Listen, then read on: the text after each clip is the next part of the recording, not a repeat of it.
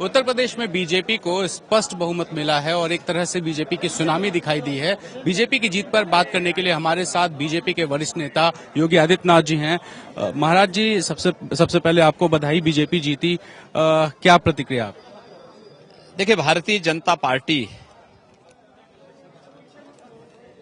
की उत्तर प्रदेश और उत्तराखंड में जीत या देश के अंदर भारतीय जनता पार्टी के पक्ष में जो जनादेश आया है, इसने एक बात को साबित किया है कि केंद्र में मोदी जी के नेतृत्व की सरकार देश के लिए अच्छा कार्य कर रही है और स्वाभाविक रूप से देश और दुनिया के एक मजबूत नेता के रूप में मोदी जी एक बार पुनः उभरे हैं। केंद्र सरकार की कार्यपद्धति और उनके कार्यों और भारतीय जनता पार्टी के राष्ट्रीय अध्यक्ष अमित शाह जी के नेतृत्व में जो रणनीति बनी थी, उसका प्रतिफल ये सामने आया है। उत्तर प्रदेश उत्तराखंड की राजनीति, इस चुनाव परिणाम ने इस बात को साबित किया है कि जातिवाद और तुष्टीकरण की राजनीति के लिए अब देश में कोई स्थान नहीं। एक सिरे से जनता ने इसको खारिज किया है, विकास और राष्ट्रवाद को प्राथमिकता दी है। भारतीय जनता पार्टी इन मुद्दों पर चुनाव लड़ी थी और उसका स्पष्ट बहुमत भारतीय जनता पार्टी के पक्ष में आया है। जी, बीजेपी कहती थी 265 प्लस और यहाँ 300 से ऊपर आता दिख रहा है। आपको पिछली बार कहा था 300 प्लस होंगे हम लोग, 300 प्लस में हम लोग चल रहे हैं और जो कहा था वो हुआ है। 365 के ऊपर संख्या नहीं थी ना, 365 के ऊपर तो कितना भी था। ये हम लोगों का इलेक्शन लोक कल्याण संकल्प पत्र के पहले 365 प्लस था। जब हम लोगों ने अपना लोक कल्याण संकल्प पत्र जारी किया, उसके बाद 300 प्लस की बात हमारे राष्ट्रीय अध्यक्ष अमित शाह जी ने कही थी और उसके अनुसार हम लोग आगे बढ़ रहे हैं। ये जीत किसकी, मोदी जी की या बीजेपी की? देखिए, मोदी जी हमारे नेता हैं, देश के लोकप्रिय प्रधानमंत्री हैं।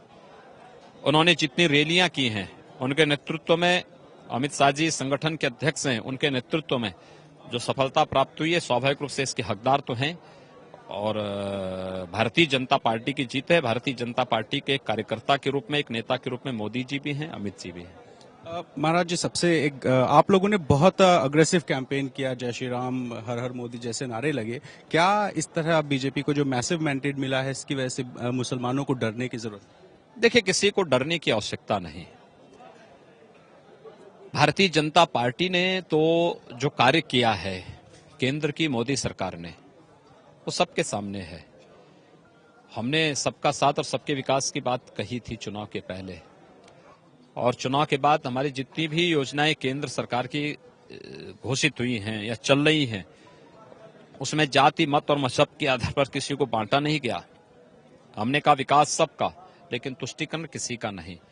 मुस्लिम समाज के सामने एक अवसर है कि वोट बैंक बनने की बजाय वह विकास पर ध्यान दें और स्वयं का विकास करते हुए राष्ट्र के विकास में अगर अपना योगदान देगा तो स्वाभाविक रूप से उसका भी कल्याण होगा, देश का भी कल्याण होगा।